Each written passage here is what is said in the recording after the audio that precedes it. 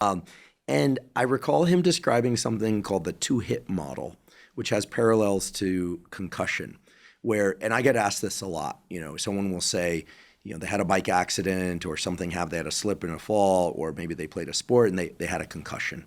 What should they do? And the first thing I always say, based on my understanding of concussion, and all my colleagues, our colleagues, support this statement, is don't get another concussion, especially not anytime soon. Now, people don't like that answer when it comes to a particular sport, but oftentimes the advice is you got to stop playing the sport, because if you get another concussion soon, you're going to have serious issues down the line, maybe even sooner.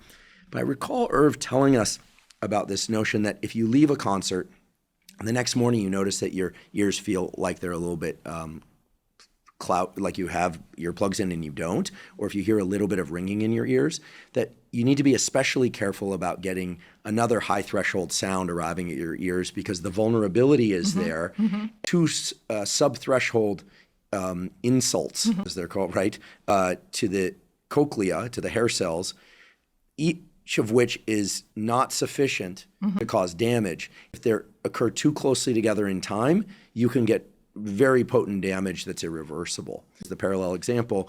But and he had some interesting experiments. I think these were done in guinea pigs, actually, but you also see this in industrial workers, where they have some ringing in their ears after a long week of being on the construction site. They'll go to a concert, and sure, they could have gone to the concert at another time, and it wouldn't have been an issue. They certainly could recover from their work week, but you put those two things too close together in time, and they end up deaf. It's adding insult to injury. And indeed, then the effect can be synergistic as opposed to additive. I think about this a lot because I like going to concerts. I also have friends that are musicians, and I notice all the musicians wear earplugs because they're very interested in keeping their ears healthy to be able to create music and listen to the subtleties as they write music. So I think that there's this idea that wearing earplugs is kind of nerdy or not cool, but the very people producing the music that people are listening to, these are rock and roll musicians, they're all very, very careful with their hearing. They're not messing around.